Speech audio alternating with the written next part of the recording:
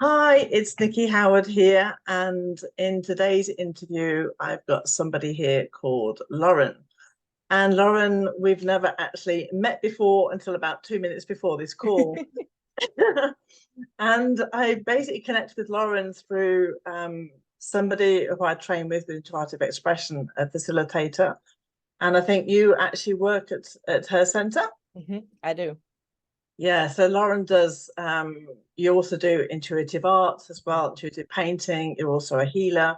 hmm So, if you don't know the actual principle, for those who haven't watched before, this is really a paint and chat where me and Lauren will just be painting in our own way at the same time and just seeing where the conversation takes us and just talking about everything that's creative and hope that through this that you will also be inspired as well, both to create and maybe also hopefully to work with Lauren as well.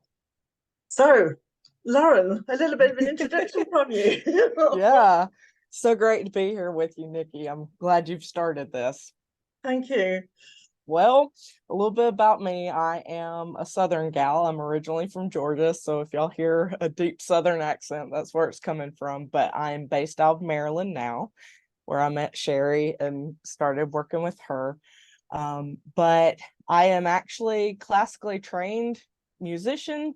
I do sound healing as well. And in the midst of COVID, I actually graduated with my Master's of Fine Arts right in May of 2020. Oh my God, So well done. it was crazy. My whole entire thesis ended up being in our garage. And until this year, I had not actually installed it into an actual gallery space. So it was quite interesting to navigate that and then just be thrown out into the world, trying to do everything. So I started really diving deep into myself, and I had been processing a lot of trauma and um, just navigating the world of becoming an adult and moving away from my family and stuff. And my art really had started shifting. I had done a lot of stuff that was very agriculturally based, a lot of family memories and stuff like that, using lots and lots of metal work. I've been an iron caster since I was 13. Oh my God. So yeah, molten metal. Excuse me. Still recovering a little bit from last week, but um yeah, so blacksmithing, all of that good stuff. And then in the midst of my grad school program, I got to the point where I basically couldn't walk. And I found out I had scoliosis and all this stuff. So it took me in a deep dive into yoga and other mindfulness practices just to sort of process all of the anger and the angst that I had going on. And that sort of create a detour of sorts within my own practice, but I still had to sort of stay the course and finish out the last 2 years of my thesis. And so that was really difficult. And since I graduated, it's been a process of like trying to combine the two styles of art and then share everything that I've learned through like Julia Cameron's, The Artist's Mm. Way. And then like I've got my some of my doTERRA oils and stuff here, and like I use that in ritual painting as well. I do a lot of illustrations for people, as well as intuitive art readings where I connect with like archangels and spirit guides and stuff. And I do the sort of like aura paintings or emotional energy paintings. And so it's been interesting trying to figure out where I came from fine art and classical music to what does this really mean deep inside of me in the most like rawest form. Mm. Well, I mean, what a mix. I mean, almost like this triangle of this, as you say, no, absolute pure classical fine art, blacksmith, that raw molten metal, Uh-huh. and then something completely different. It almost feels like almost like the three elements going on. Now, you're really into the soul and the spiritual side of things, and obviously with the emotions as well. So you've not always been connected in that way. Have you been connected in that way, or did it through the art? I grew up very deep in sort of like the Pentecostal Christian side of things back down home, and the connection to personal spirit, I guess there was like a break. You always had someone that sort of served as the communicator, or the channeler between you and divinity, I guess. And so that during grad school, I really started exploring all forms. Like, I'd always researched world religions and stuff like that, but it really started expanding in grad school when I just started trying to figure out the why behind everything. Of course, there's no true answer to that. You're always going to be on a journey, but I at least feel a little bit more confident and comfortable with my eco-spiritual, like I feel more grounded and connected to God in a natural environment or while I'm painting versus in a church. And so it's been a huge shift for me, I guess, and one that's sort of been uncomfortable to sort of fill into my own body, because I was a choir director and church musician for 5 years during undergrad. Right, so I've had full spectrum. Fine art. Yep. Wow. So how did all the intuitive art come through and really been connecting and channeling through? I think a lot of it was just using art as therapy for myself, because I suffer from a lot of chronic pain. I am neurodivergent, so trying to process some of, like, why do I hop between all of these different things? Everybody wants me to focus, but my brain doesn't, I want to do all the things, be the Renaissance woman, and it was sort of bringing all of that together and being like, okay, I can just let myself out on the page. And it started with like migraine paintings, I guess, sort of like I was totally bedridden for quite a while during the period that I was trying to regain my strength with my back and everything. And I was also suffering a lot of like chronic migraines, which I still do, but now that I've sort of moved out of burnout and out of hustle culture and started, really focusing on self-care, self-love, and less on perfectionism, and like everything has to be a certain way, it really expanded how I approached art, and everything became a lot more fluid. I came from like the printmaking world where everything had to be very, the etchings, everything was very fine line cross hatching and all of that. I still love it, but there's something about a watercolor bloom that just, it just draws you in, it's like, come see what's between the shapes. And so that's kind of what got me started. And then one of my spiritual mentors in my energy healing class, they were like, you're an artist, why aren't you exploring spirituality and using this as an intuitive reading tool? Because I was always slinging cards, doing moon readings and stuff like that. And they're like, why don't you start doing that? And so I had my first expo, and I just brought some, small 5x5 cards and just started doing like little 15-minute readings of their energy and stuff. And so it's really taken off, and I love it. We've got so much in common. It's unbelievable, because talking about scoliosis, my daughter, who is 24, she had scoliosis since she was 4. And she has to wear a corset and everything. She gets migraine. She's very much in that perfectionism as well. And, she's a high achiever. So all that side of things. And then the readings the same. I'm always dabbling in cards and oracle cards and readings for people. But then I also found that through intuitive that I also was able to connect to people and do readings the same of really connecting to their energy, and again with the oils and the paint, and the same thing as doing a reading through the paint. And you just saying that just kind of like slapped me on the face, like, wake up, girl. And it's, it's very much the same, because I think my energy journey started around about 2011 with Reiki and everything and different healings, but I always wanted to be an artist.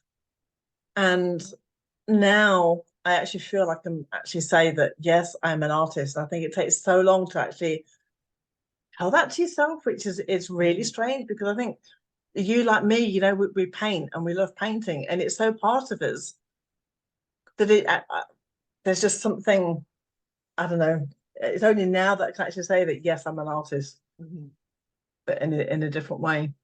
Yep.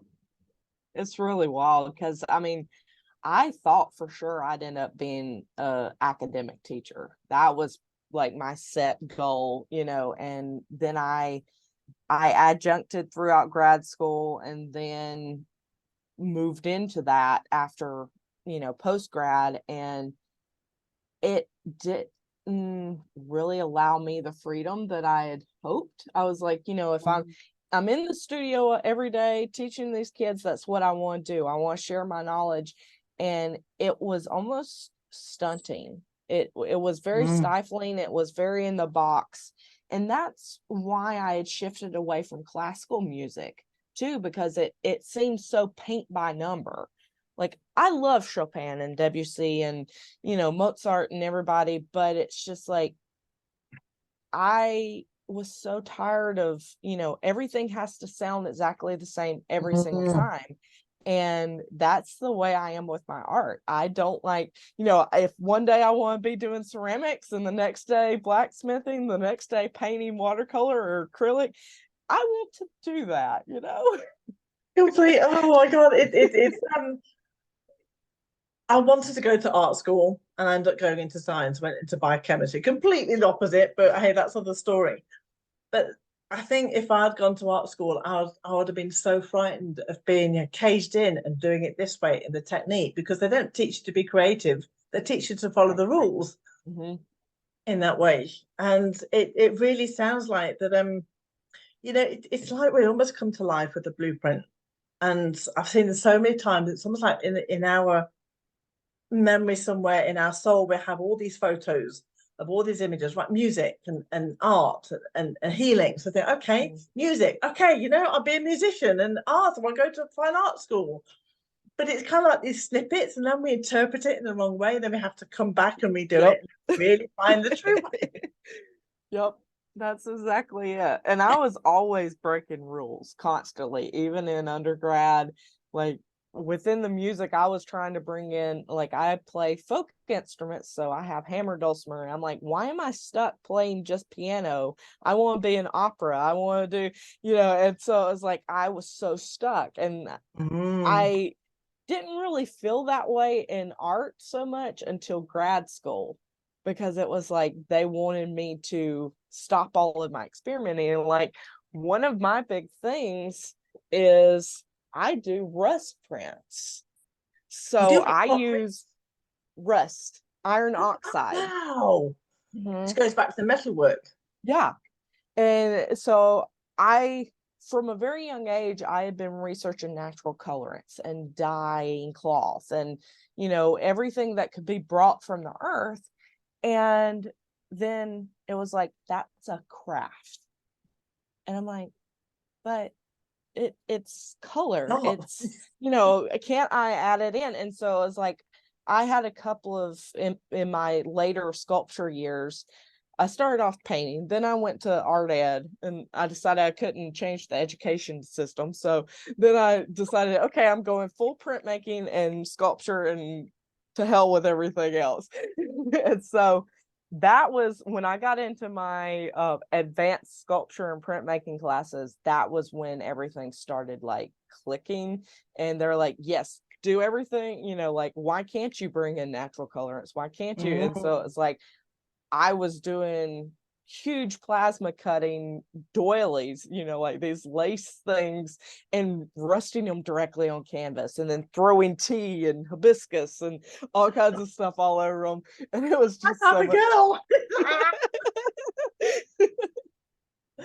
That's, oh my goodness, it's another thing I really want to get into is painting with, you know, we live on the edge of, we've got our own woodland, and be able to use a plant from there and the flowers to really paint with them, and obviously all the dyeing with all the plants and vegetables as well. Oh my goodness. It's actually quite easy, and I mostly did just dye work where it was like you boil it, you extract the color. But now I'm like, with acrylics and stuff, you have so many microplastics and stuff that are left over. So I'm sitting there, I'm straining out, you know, my water and letting things separate and everything. And I'm like, how hard could it be? I'm seeing all these wonderful people doing, you know, soil sample paintings, and you know, I started researching lake pigments, and it's actually just alum. You do a separation, and it's a chemical compound that takes and levigates out the heavier compounds of the color, and you dry that out, and you can grind it and add it to gum arabic, honey, all kinds of stuff, and create your own watercolors and acrylics and stuff. Wow. Yeah. We need to have another phone call after this. Yeah, I've got a lot of research and testing to do, but oh my goodness. Oh, I think we need to get painting. And then we can chat as we go along. So yeah. So I didn't realize that you use watercolor. Predominantly, I'm trying to dive back in with acrylics. You'll see the painting behind me. I am doing a very interesting collaboration. A local art center here has been doing community roundtables where they'll do either trips to museums, and then because we're about an hour outside of Washington, D.C. So we have all the wonderful Smithsonians and stuff like that. And so they'll bring in guest speakers from different cultures and stuff, and they'll go to the respective museum that matches that, and then they'll create art off of that. The one that I'm working with is they threw 6 creative writers together and 6 painters, and I led the group of painters to create paintings inspired by the creative writers. And our prompt was nature that sustains us. And so it took a bit of a dark turn on many of the writings, because, you know, here we're in this ecological disaster, you know, we're killing the planet, all the animals, you know, are dying of plastic inhalation and stuff like that. And so there was this just absolutely gorgeous one about a great blue heron, and the observation of this couple watching the great blue heron in its life and everything, and then it suddenly died one winter. And so that inspired this. I'm about halfway through it. Beautiful. And just starting to combine sacred geometry in place of some of the lace motifs that I was using in the past. But it's really pushing me out of my comfort zone for sure, because I'm so used to very liquidy motion and moving and everything with the watercolors. So having that like thicker, it's like, how do I get that translucent and like that poppy, you know, where I can bring it off the page. So when you do your intuitive art readings, that is with watercolor? Yeah, it's predominantly watercolor and India ink pens. Because I'll like the sun that I did, I don't know, I'll hold it up to this camera. It's I'll just start with sort of like blobs of color and move things around and everything. And then the separations of the color, I'll go back in with the ink of the pen and separate it out. And it just creates these really cool abstracts. And I'm thinking about blowing this one up to make like stickers and a t-shirt and Definitely. stuff. Yeah, I totally see that. So how do you incorporate your oils into the process? A lot of times it'll be either anointing myself before, sort of like getting into a certain emotion or something. I'll do that with music as well. But a lot of times I'll just go ahead and add a drop to my water or directly into my palette. Or I'll just sprinkle herbs and stuff around. And so sometimes, a lot of times, like I'll have like little lavender blossoms and stuff. I think I still have a couple of pieces from Giverny in here as well. Oh my goodness. Oh, you're really going to be going on the flower side because that's the flowers and herbs. Uh-huh. And you're located in France, right? Yes. Yeah. What area? Do you know France at all? I was there in 2012 for a study abroad, and we were mostly in like the upper Normandy area and then Paris. Okay. So we're about level with Bordeaux, Okay, but going inland. gotcha. So about 3 hours inland from the coast.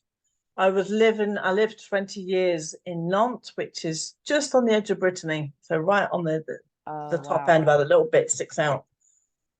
And then yeah, I came over in 2001 with the fathers of my children, my daughters. We came over, we divorced in 2010, and I stayed here. This has been my dream since I was about Uh-huh. 11, 12 years old, was to live in France. And just before lockdown, literally a couple of weeks, I received 3 signs from the universe basically telling me to go back to the UK. Mhm. And I was like, you're joking, I don't want to do this. I never want to. They'd my clock in my car had gone back an hour to Mhm. UK time. Oh, wow. Then my telephone, when it connected to the Bluetooth, it was eradicated and another person's name appeared, an English person's name. And then I found English money in my purse, which I don't have. I don't have English money. I don't go back to the UK. So that, okay, you're really telling me something. So during lockdown, it was all about preparing me to go back to the UK. And I moved back in the August Mhm. of COVID. And then met my husband, well, now my husband, um, online. We've been friends for ages, but we hadn't actually, nothing had clicked Mhm. until then. It kind of woke us both up. And then so I moved back to the Charente where I am now in the January of 2021. So then I've been here ever since. That's so awesome. You have to listen and watch for those little signals because you never know when something special is going to happen. Exactly. And that was so strong. I mean, I could feel them shouting at me. It was so obvious. And normally when the time is wrong on your clock, you would think, oh, stupid clock. But I felt I had been jumped timelines. I was completely lost. Yeah. I had to go through my day, so I knew something had happened. And yeah, it's just so meant to be. And just before lockdown, so that, okay, I know what I'm doing then. That's so wild. And yeah, and it was when I moved over that really like into art of expression really came in. It really birthed in that moment.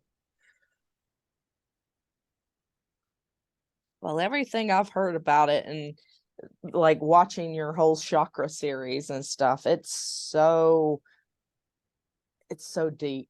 I love how like it incorporates all of the elements of everything that I just love. And I about the same time we met, I started creating this soul portrait thing, and it was like, oh, I didn't even think about adding oils into this. This is so cool. I need to learn more from Nikki. This is awesome.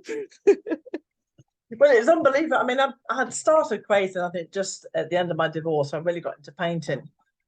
And then I fell upon Flora Bowley. Hmm. who's an artist, and she paints in layers, and it kind of made me think, oh, that's unusual. Maybe I start painting in layers. Yeah. And then that's when I've really found that, oh my goodness, there's something happening here. There's really emotions going on. Mm-hmm. So that kind of developed. And then I joined with Otia, I think it was 2017. And somebody said to me, Nikki, why don't you have a go at putting your oils in the paint? Oh, that's a fun idea. So I put in a few oils, and oh my goodness, it just changed the whole process. I felt the shift. Right. So I thought, okay, that there's something that needs to be done here. So then I started doing workshops with people and just testing the idea out. And it kind of blew my mind what was going on. And so that was kind of beginning to develop, but I didn't know how to develop it. I didn't know. It was just like this entity. And yeah, that grew and grew and grew. And I just happened to put on a Facebook group of what I did with the oils, and it was a doTERRA page that works with the emotions. And oh my god, within 2 hours, like there's 400 comments. Like, what is this? I want to learn it. Thinking, oh, I had no idea. I just put it out there, just thinking this is what I do, and that's it. You know, I knew I had to create something to teach it and to pass it on. So Into Art of Expression was born. And it is incredibly deep. The power and the transformations that happen, you know, as Sherry's probably told you, within 6 weeks, people's lives have been turned, you know, almost upside down.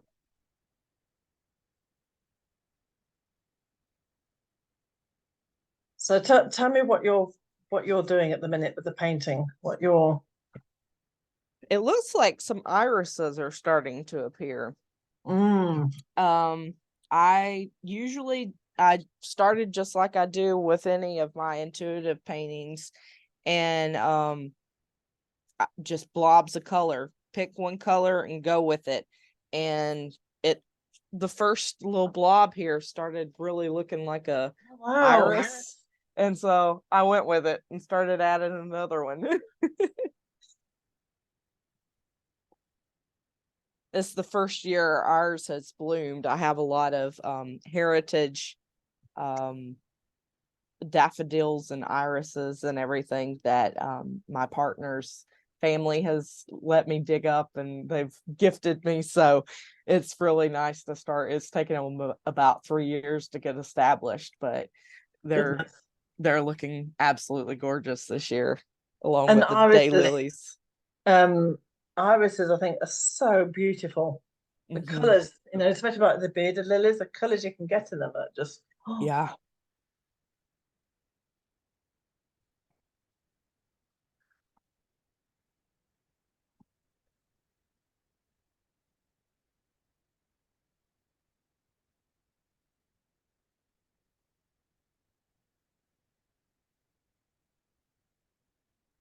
A lot of times, what I'll do is I'll pick a specific flower or herb, because I've researched and been a herbalist for about 18 years. And so a lot of times I'll just pick, say, like chamomile and lavender, or basil and peppermint, or something like that. And I'll start just making blobs of color and start pulling them out gradually and everything. And I sort of feel like I'm infusing the painting with a little healing every time I add in the herbs and, you know, a bird or a bee or something like that. So totally, it's so much more. It's so much more than just painting. Oh, with herbalism as well. Yeah, totally into the herbs and the I'm really into the flowers, and I love your garden. Just all those pictures. It's just like, I want to go live with Nikki. So yeah, I mean, we've created. I mean, where I am now, it's our little gîte, a little holiday home, and then that has the healing garden. That garden was not much for muchness really, and then I really want to create a garden with all the flowers I want to use in infusions and tinctures, etc. So I started creating a healing garden, and then that attaches to our woodland, so the enchanted woodland. And that is something that's it's taken on, you know, it's something completely different to what we ever thought it was going to be. Yeah. When we first walked in there, it was like, yeah, you know, it's going to be this lovely woodland. We just walk around in it. And no, the woodland had other ideas for us. And then there's obviously with all the self-sustenance with the bees and the ducks and the vegetable plots. And then we're creating a more spiritual part at the top end of the woodland where we'll be doing like work with the medicine wheel, with the labyrinth. We've got a shamanic sweat lodge up there. So it's all going to be much more in the spiritual and really helping people to really connect back to themselves through the nature and the creativity.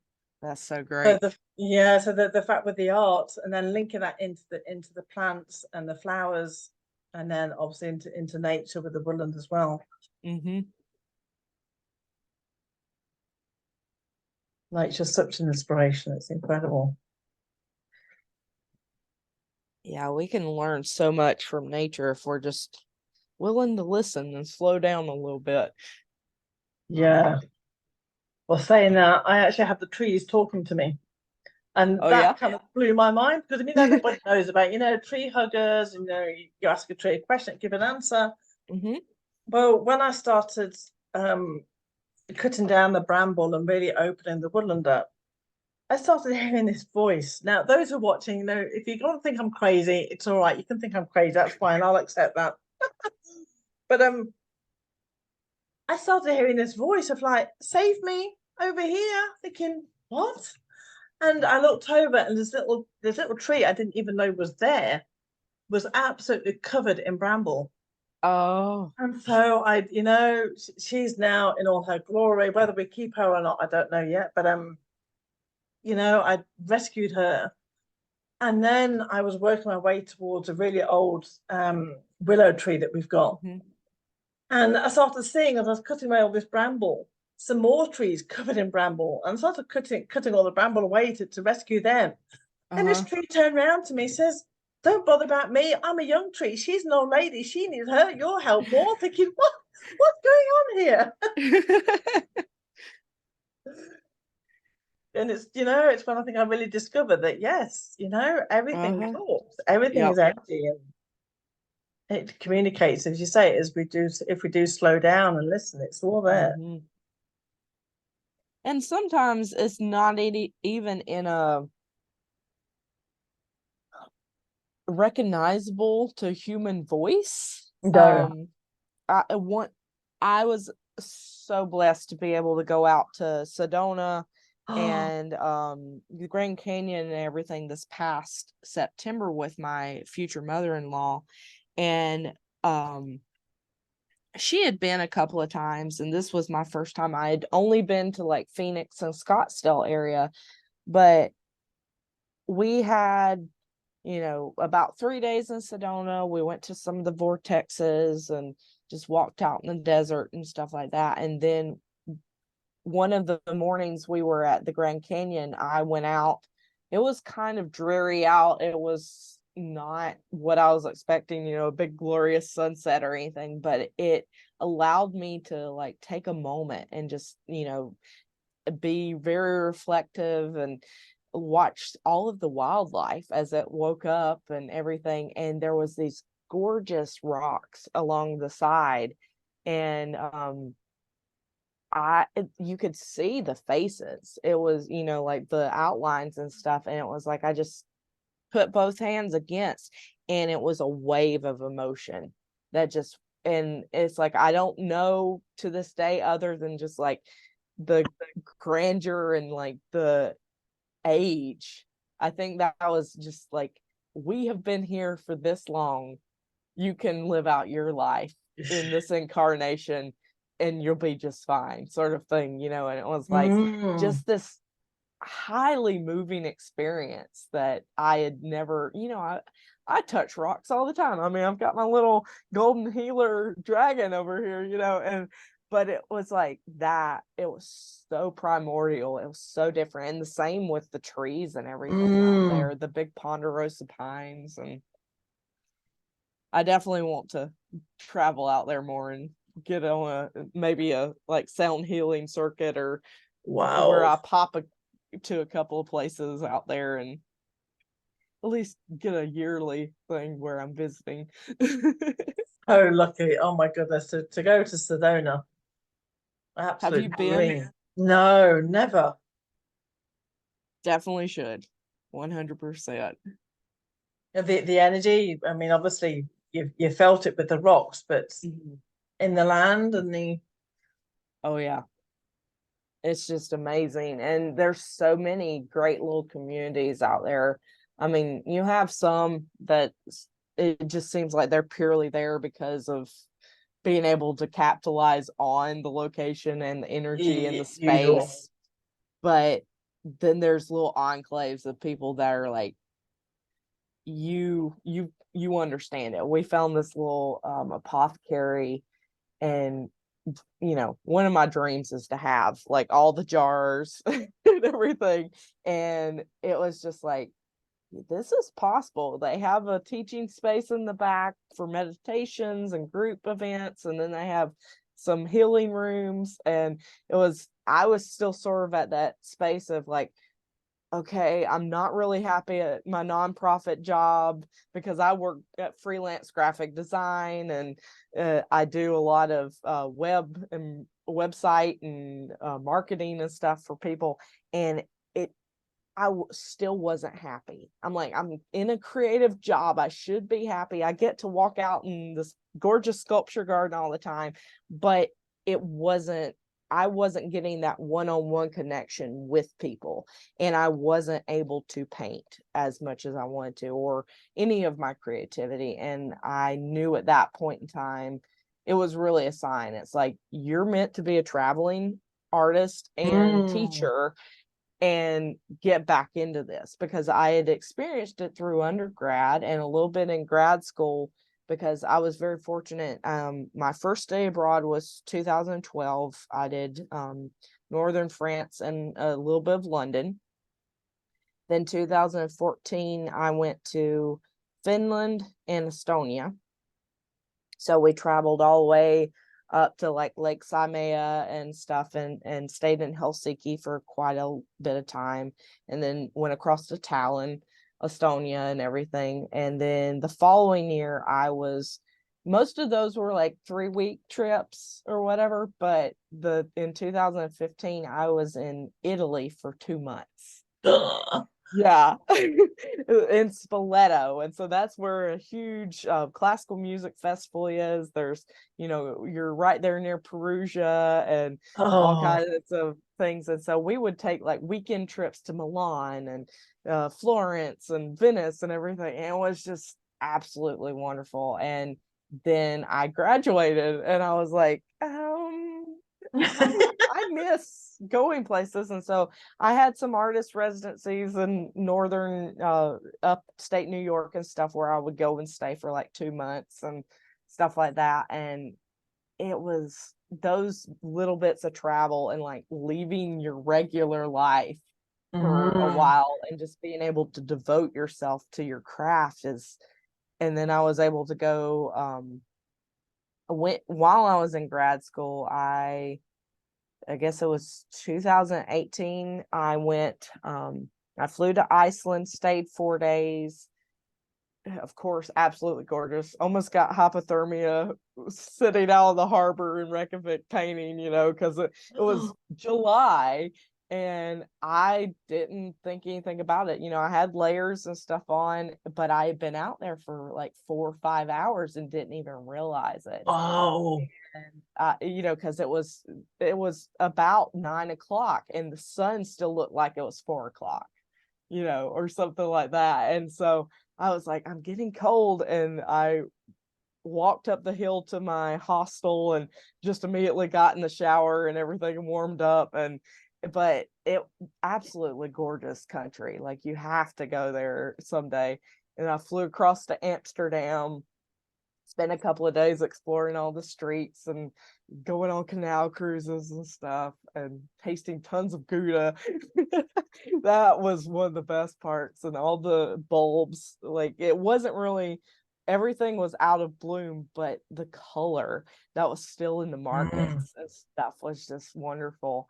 And then I hopped on a train to Hamburg, stayed a couple of days, then had 3 weeks at the residency, and then took another week to travel south to I had some friends at a residency in Salem, Germany. And so I went down, swung through. It was a old cloister with a cathedral and, you know, all that abbey and everything that they had turned into a residency with sheep on the hill. And then ended up in Heidelberg with a friend that I met through a blacksmithing class. He was finishing his doctorate or master's, I can't remember. And then ended up in Frankfurt for a couple of days. And then COVID hit 2 years later, and I was like, man, I just got free from school. I want to be traveling. And so last year, getting to go to Sedona was absolutely amazing. So where did you like best? Where really fed your soul? I think I fell in love the most with Helsinki in Finland. I Mm. definitely want to go back. Each area, there was such great people, especially being there as long as I was. You make friendships and everything. But there's something, Iceland and Finland have this very, to me, if you're in the US, it's almost like Maine and Wisconsin sort of have the same landscape and everything, but there's like this sense of they have a greater respect for, and I've noticed that in European countries, France included, and uh, Switzerland, and they have just a greater respect for, like, you leave no trace, or you know, you sort of like Yeah. carry, and things are just a little bit cleaner. There's, you know, sure, there's graffiti and stuff like that, but it's not as overt as it is here in the US. I don't feel like there seems to be more respect for Yeah. things. And definitely in the north, and like obviously the Scandinavian countries, once you get into the Spanish and Portuguese, completely different kettle of fish. Oh yeah, I bet. But yeah, but yeah, definitely in Scandinavia for sure. And Iceland, another magical place. Another place Mhm. I'd always want to go to was Iceland. To me, it just seems like the planet in its absolute rawness. Yeah, I think that's it. Really, is the rawness of it. The, you know, like this waterfall, or even the wildlife, you know, are so strong and primordial, and it's like it really is humbling to an extent. You Mm. know, they're, and especially in Iceland, they're doing so much with, you know, the carbon emissions, and you know, they sort of, they've figured out how to send it back into the earth so that, you know, the lava absorbs all of it and solidifies it into like a Wow. crystal form and everything. So they're like the lowest, you know, amount of emissions, even though most of their plants and stuff are Mm. high emissions, they still are able to maintain it and stuff. So it's like Wow. really cool. So there's a question I love to ask people. Um, do you have a big dream?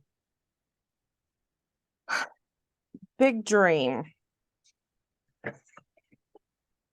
I didn't think that I'd ever get there, but I'm starting to get the glimpse of it.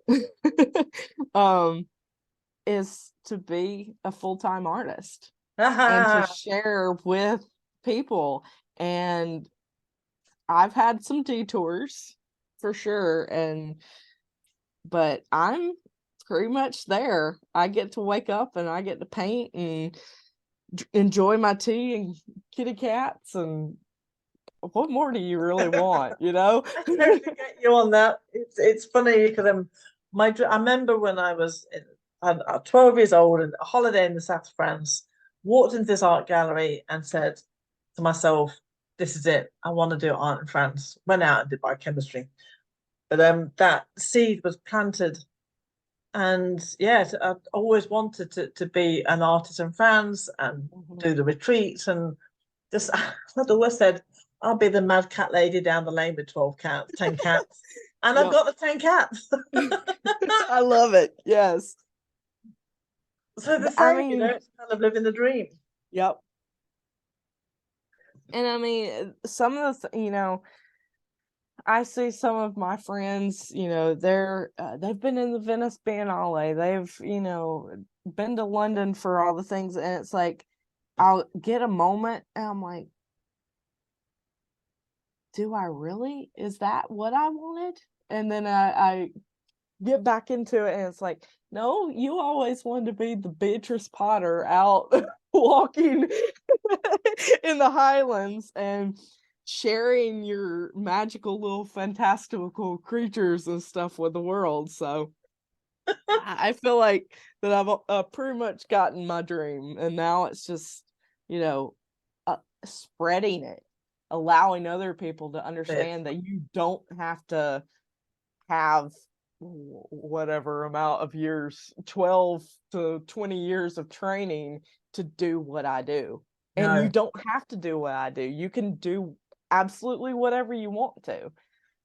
that's exactly that. And it's another reason why I like doing these calls as well, because it shows people there's so many ways to be an artist. Mm-hmm. And there's actually, to me, I think there's few people that really, the true art, I think, comes from journeying through your life and just Yeah. expressing that pure creativity within you. And it's daring to express that in the way that it wants to be expressed Mm-hmm. and not to format it Yep. and just really follow your joy. Mm-hmm. And just as I mean, your journey, I mean, it's a classic thing, you don't have to be the classical artist. I mean, you've broken the mold, but everything you did, you were like, this is the formatted way, but I'm not doing this way. I'm going now. You're painting with rust when you Uh-huh. and that's it,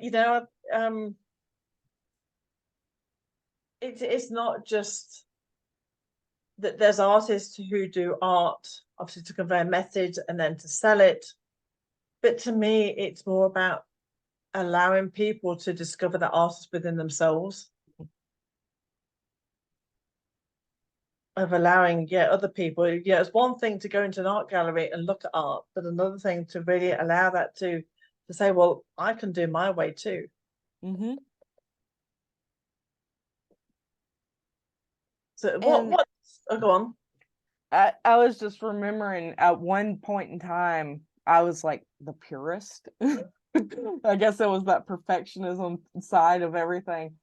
I wanted to learn every technique because I wanted to be able to have everything in my tool belt and be able to be the one that did everything start to finish. And then everybody was like, you might want to expedite some of this. You might want to find quicker ways of doing this because I'm always like very hands-on. I want to manipulate everything the longest and hardest way possible, especially in sculpture. And to the point where I judged other artists, for hiring assistants or, being, because like in the printmaking world, you have master printers. Like previously, now pretty much anybody can be a printmaker, but there's still a realm of fine art printmaking where you, as the artist, you may be like Purrier does this. He'll go in down at in New Mexico to the printing center, and he'll have this whole thing, and he'll work on the plate and draw on the stones or whatever like that, but the printer comes in and does all the manipulation, the etching and everything needed to create the actual print, and then him and his assistants do everything. The artist comes in after they've had their coffee or whatever and been enjoying traveling around, and signs off on it, or says, no, wait, let's manipulate and change this a little bit more. And that's where you get like artist proofs and printers proofs and stuff like that. It's because there was always another person between you and the finished piece of art, instead of it being the artist and it flowing through immediately. And I judged people for that. And then I realized, especially starting to become a commission artist, I've worked with ceramicists that create sculptures and stuff, and then they're not able to turn it into bronze, but I can, and I'll go in and I'll, make the molds and everything, do the lost wax process, cast the bronze, everything. And it was a humbling experience the first like time to really help bring someone's vision to life, and how like close you get and everything. And it has broadened my viewpoint, I guess, instead of judging the people that like, if you don't have your hand in every process, you're not a true artist. It's the accessibility and making it available to everybody to experience it with whatever stage that in part of the process that they want to be part of it. Yeah, it's kind of like the two, you're almost merging. The fact that that artist comes in with all their ideas, their creativity, but it can only take that so far. And then you come in with all your side and being able to birth that together. Yep. So yeah, I get that. Yeah, totally. So yeah, real merging in the middle of two creatives. You're almost creating another art within the merging of your two your both your sets of capabilities.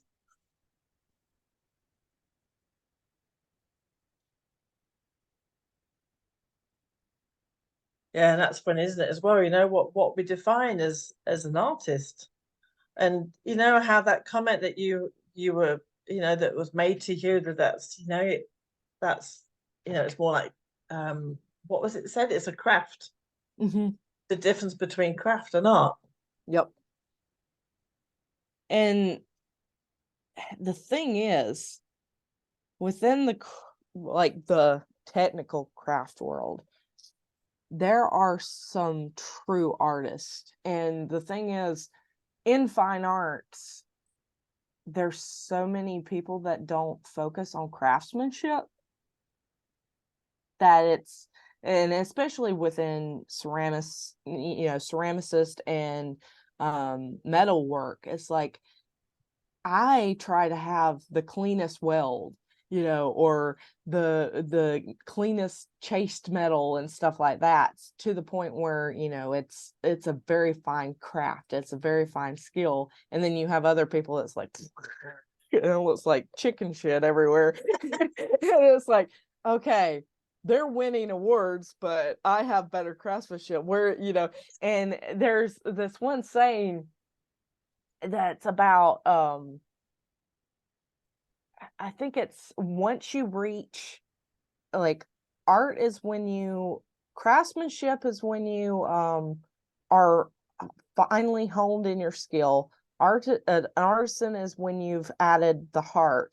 And there's another level of full achievement as far as an artist and craftsman, is when you've created the mind body soul connection sort of thing. You've brought your spirit into your work, and you hold yourself in high, as a high, all of your stuff has a high standard, basically. Yes. Wow. And so it's like, you've let yourself be free, you've let yourself experience and bring the emotion into it, but you also have that high degree of quality. And so that's where I try to keep all of my stuff, is in that area. And so that, because it's like, it's fun to just do whatever, but Pinterest and Etsy art can get a little old sometimes when it all looks the same. It's all cricket cut and looks the same. So what's your preferred medium? And like the other day, obviously, I saw you doing with the clay as well. Hmm. Um, Does it depend really on how you're feeling? that's where it is. That's definitely where it is. I get very bored very easily, and some days, emotionally I need the force and brute of manipulating metal with my hands, Mm. um that's one of the where I process anger the most and everything. Where but like I said, with my back being the way that I had to start shifting and figuring out other ways of coping with with the anger and the frustration and stuff like that. So I it depends upon the day, it depends upon the final product that I'm trying to create, I guess. My go-to is always going to be this little watercolor kit and a small sketchbook, going out on a creek somewhere. Mm. That's going to be, I have a little go kit, and if it doesn't fit in here, it's not, you know, I have my hot tea bags in here. I have, some washi tape and, all of the stuff, and that goes in my backpack. This kit has traveled with me on all of those trips that I was I telling love you that. about, and I would say watercolor has to be my most versatile, and it's with Mm. me everywhere daily. Like, I do not leave the house without this kit.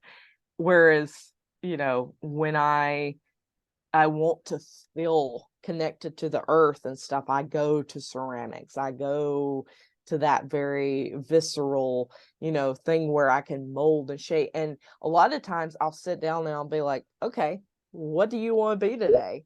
And I'll just let the clay, and that's where some of like my skulls and, stuff have come out, is instead of like forcing it to be a cup, what do you want to be today? And some of my coolest stuff have come out. Like, I'll do in the area where I grew up, is face jugs are very popular, and so I've started making Green Man mugs and stuff like that occasionally. But yeah, it's really about the emotion and what I'm Mm. processing that day, I guess, more than anything. Completely. I'd love to get, and I've started getting with watercolor, and I started getting into it because of with the plants. I had ideas I want to do with clay and with watercolor, Mm-hmm. and so I started discovering a completely different way of painting that really helped me to focus and be present and to be really in there. Yeah. But at the same time, I really want to be able to find that freeness as well within watercolor. Mm-hmm. It's still very much new ground for me, though. I love it. I love when I see people have done watercolors, I think, oh, it just gets me. But the thing, It yeah. can be an unwieldy beast, that is for sure.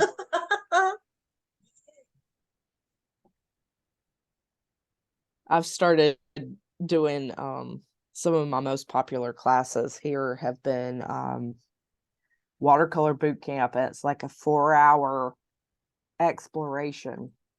And it's like we grid off the page, and I have all kinds of textures there, all kinds of brushes, and I'm like, okay, limit yourself to 2 or 3 colors. I'll sort of give them a, basic color wheel thing, because with watercolors, if you add too many colors or too much going on, you just turn to mud. Mm. Basically, it's just going to be this ugly brown. And excuse me.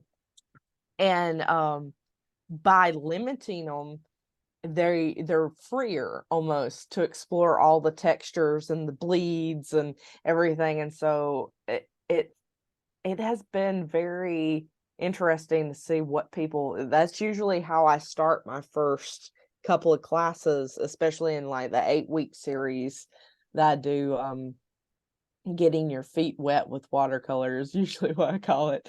But with that class, it's a lot more strategic. Like the first couple of classes is all about the manipulation of the paints and how the fluidity works and taking away composition completely. So it's like, I'll try to make it fun, where you're doing color wheel work and, trying to learn how to color mix and color theory, but we'll do all these abstracts and stuff and sort of learn how to blend and manipulate and use bubble wrap or whatever as texture and sort of like get it, get out of your head and just onto the page. And then we start gradually going into life drawing and, trying to do plein air painting and stuff like that. And then we'll go into like a full illustration style class where we're taking it can be full realism where they're just taking and copying a photograph, but I encourage people to do one of my favorite classes to teach with printmaking is we take 3 elements. Usually I'll do animal, time era, like 1920s or French Revolution or something like that, and then an occupation. So like you might have a 1920s gangster fox that likes to paint, or something like that.